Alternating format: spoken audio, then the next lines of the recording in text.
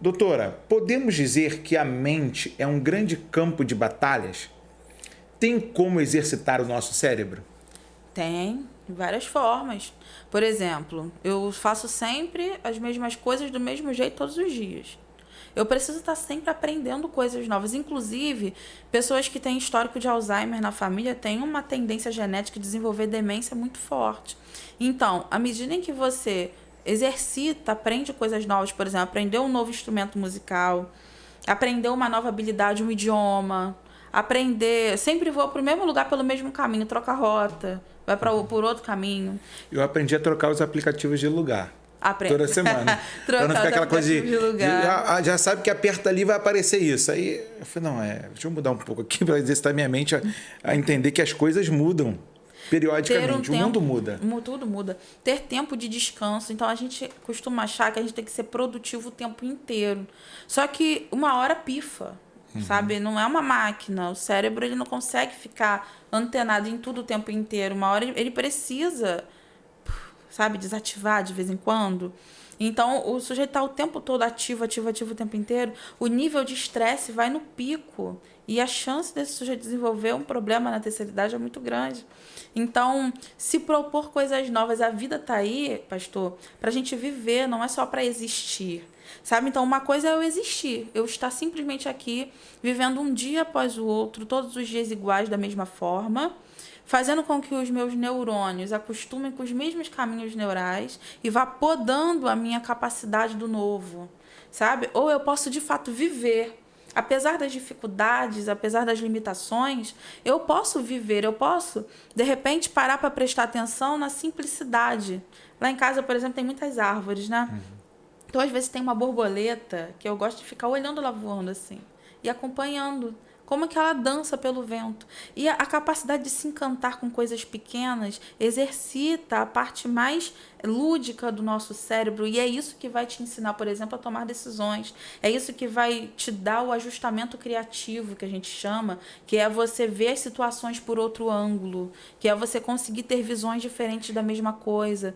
Sabe, eu costumo dizer que a felicidade, ela não está nas grandes coisas, ela está no simples. Então, quando você exercita a capacidade de admirar o simples, você está muito mais próximo da felicidade. E a gente sabe? vive dias que o simples parece que não é mais admirável, né? É porque a gente está acostumado com as grandes coisas e a gente volta para Elias. Deus, ele dá um puxão de orelha em Elias no meio da depressão, sabe? Que Elias está esperando, ele já estava acostumado com coisas grandiosas, com o fogo descendo do céu e o negócio ali, sabe, estreito. E aí Deus, ele fica esperando Deus falar com ele na tempestade, no furacão, na ventania. E Deus fala com ele na brisa. Na brisa. Sabe? Então, às vezes, são coisas simples.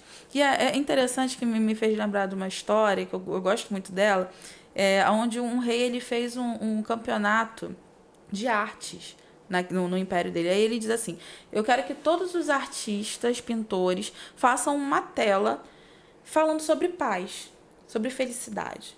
E aí veio os artistas, um desenhou coqueiros na praia, outros pomba branca, outros desenharam um arco-íris na nuvem, outros pôr do sol, outros desenharam bandeiras brancas, e veio várias pinturas falando sobre paz. Mas nenhuma delas encantou o rei. Até que surgiu uma curiosidade de um pintor que ele desenhou um mar bravio com um barquinho à vela, naufragando no meio das ondas, o céu muito preto, com muitos trovões e raios desenhados. E aí o rei fica curioso e pensa, como é que pode essa pintura retratar a paz? O que isso tem a ver? E então manda chamar o artista para explicar o que era aquilo. Você só pode estar fazendo uma sátira com a gente, não é possível. Ele diz, não, essa é exatamente a ideia de paz.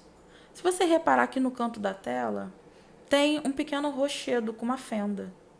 E dentro dessa fenda tem um ninho de andorinhas. E aí ele diz, mas o que isso tem a ver com paz? Ele diz, porque paz não é a ausência de problemas, não é a ausência de tempestade. Não quer dizer que o barco não tá no mar bravio. Quer dizer, a paz é a sua capacidade de criar ninhos em meio à tempestade. Oh. E aí ele foi o campeão do festival de arte ali do Império.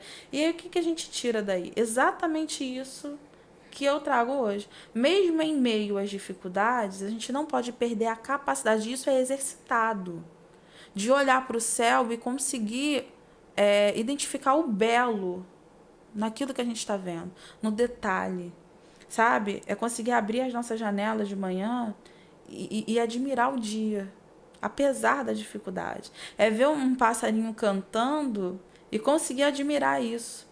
Na medida em que a gente perde essa sensibilidade, a gente está muito distante da felicidade. Felicidade Verdade. não é a quantidade de dinheiro, não é a quantidade de bem material. Se fosse assim, rico não se matava, né? Verdade.